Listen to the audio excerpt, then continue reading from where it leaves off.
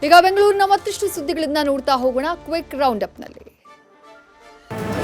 ನಿನ್ನೆ ಸಿಸಿಬಿ ಅಧಿಕಾರಿಗಳು race court ಮೇಲೆ ನಡೆಸಿದ ದಾಳಿ ಅಂತ್ಯವಾಗಿದ್ದು, ಲೆಕ್ಕವಿಲ್ಲದಷ್ಟು ಹಣ ಹಾಗೂ ಜಿಎಸ್ಟಿ ವಂಚನೆ ಆರೋಪದ ಮೇಲೆ ದಾಳಿ ನಡೆಸಲಾಗಿದ್ದು, ಸಿಸಿಬಿ ತಂಡದ ವಿಶೇಷ ವಿಚಾರಣೆ ದಳದವರು ದಾಳಿ ಮಾಡಿದರು ಎಂದು ಬಿ ದಯಾನಂದ್ ತಿಳಿಸಿದ್ದಾರೆ.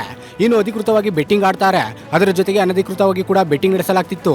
ಯಾವುದೇ ಡಾಕ್ಯುಮೆಂಟ್ ರಶೀದಿ ಇಟ್ಟುಕೊಳ್ಳದೆ ಹಣದ ವ್ಯವಹಾರ ಮಾಡಲಾಗ್ತಿತ್ತು ಎಂದು ತಿಳಿಸಿದ್ದಾರೆ. ಕೌಂಟರ್ಗಳಲ್ಲಿ 3 ಕೋಟಿಗೂ ಹೆಚ್ಚು ಹಣವನ್ನು ವಶಪಡಿಸಿಕೊಳ್ಳಲಾಗಿದೆ. ಬೆಂಗಳೂರಿನ ಕೆಂಪೇಗೌಡ ಏರ್ಪೋರ್ಟ್ನಲ್ಲಿ ಡಿಆರ್ಐ ಅಧಿಕಾರಿಗಳು ಭರ್ಜರಿ ಕಾರ್ಯಾಚರಣೆ ಮಾಡಿದ್ದಾರೆ. ಪ್ರಯಾಣಿಕರನ್ನ ತಪಾಸಣೆ ಮಾಡುತ್ತಿದ್ದ ವೇಳೆ 13 ಕೋಟಿ ಮೌಲ್ಯದ ವಜ್ರ ಹಾಗೂ ವಿದೇಶಿ ಕರೆನ್ಸಿ ಪತ್ತೆಯಾಗಿದೆ. ಆರೋಪಿಗಳು ಬೆಂಗಳೂರಿನಿಂದ ಹೈದರಾಬಾದ್ಗೆ ತೆರಳಿ ಬಳಿಕ ದುಬೈಗೆ ಸಾಗಾಟ ಮಾಡೋ ಪ್ಲಾನ್ ಮಾಡಿಕೊಂಡಿದ್ದು ಬಯಲಾಗಿದೆ. ಇನ್ನು ಅಧಿಕಾರಿಗಳು 4 ಆರೋಪಿಗಳನ್ನು ವಶಕ್ಕೆ ಪಡೆದಿದ್ದು ತನಿಖೆ ಕೈಗೆತ್ತಿಕೊಂಡಿದ್ದಾರೆ. ತಾಯಿಯಿಂದಲೇ ಮಗುವಿನ ಹತ್ಯೆ ಪ್ರಕರಣ ಸಂಬಂಧ ಟಿಶ್ಯೂ ಪೇಪರ್ನಲ್ಲಿ ಪತಿ ಬಗ್ಗೆ ಬರೆದಿದ್ದ ಬರಹ ಪತ್ತೆಯಾಗಿದೆ. ಸೂಚನಾ ಸೈಟ್ ಗಂಡನ ಮೇಲಿರೋ ಕೋಪದಿಂದ ಟಿಶ್ಯೂ ಪೇಪರ್ನಲ್ಲಿ ಐಲೈನರ್ನಿಂದ ಕೆಲವು ವಿಚಾರಗಳನ್ನು ಬರೆದಿದ್ದು, ಆ ಟಿಶ್ಯೂ ಪೇಪರ್ ಪೊಲೀಸ್ ಕೈಗೆ ಸೇರಿದೆ. ಸದ್ಯ ಈ ಟಿಶ್ಯೂ ಪೇಪರ್ನ ಪೊಲೀಸರು ವಿಧಿವಿಜ್ಞಾನ ಪ್ರಯೋಗಾಲಯಕ್ಕೆ ಕಳುಹಿಸಿ ತನಿಖೆ ಮುಂದುವರಿಸಿದ್ದಾರೆ. ಪರಪ್ಪನ ಅಗ್ರಹಾರ ಜೈಲಿನಲ್ಲೇ ಕುಳಿತು ಆತ್ಮಾಹುತಿ ದಾಳಿಗೆ ಸಂಚು ರೂಪಿಸಿದ್ದ ಪ್ರಕರಣಕ್ಕೆ ಸಂಬಂಧಿಸಿದಂತೆ 8 ಮಂದಿ ಶಂಕಿತ ಉಗ್ರರ ವಿರುದ್ಧ ಎನ್ಐಎ ಚಾರ್ಜ್ ಶೀಟ್ ಸಲ್ಲಿಕೆ ಮಾಡಿದೆ. 8 ಮಂದಿಯಲ್ಲಿ 6 ಮಂದಿಯನ್ನು ಬಂಧನ ಮಾಡಲಾಗಿದೆ.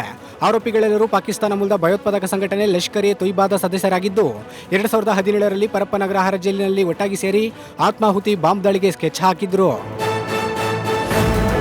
ಫೆಬ್ರವರಿ 4ರಿಂದ ಮೈಸೂರಿಂದ ಅಯೋಧ್ಯೆಗೆ ರೈಲು ಸೇವೆ ಆರಂಭವಾಗಲಿದೆ. ಮೈಸೂರಿನಿಂದ ಹೊರಡುವ ರೈಲು ನಗರದ ಬೈಯಪ್ಪನಹಳ್ಳಿ ಟರ್ಮಿನಲ್, ತುಮಕೂರು, ಅರಸೀಕೆರೆ, ಕಡೂರು ಮಾರ್ಗವಾಗಿ ಅಯೋಧ್ಯೆಯತ್ತ ರೈಲು ಸಂಚಾರ ಮಾಡಲಿದೆ. ಮೈಸೂರಿನಿಂದ ಅಯೋಧ್ಯೆಗೆ ಒಟ್ಟು ರೈಲು ಪ್ರಯಾಣ 60 ಗಂಟೆ ಸಮಯ ತೆಗೆದುಕೊಳ್ಳಲಿದೆ. ನ್ಯೂಸ್ ಫಸ್ಟ್ ನಿರ್ಭೀತಿಯಿಂದ ನಿಮ್ಮ ಪರವಾಗಿ.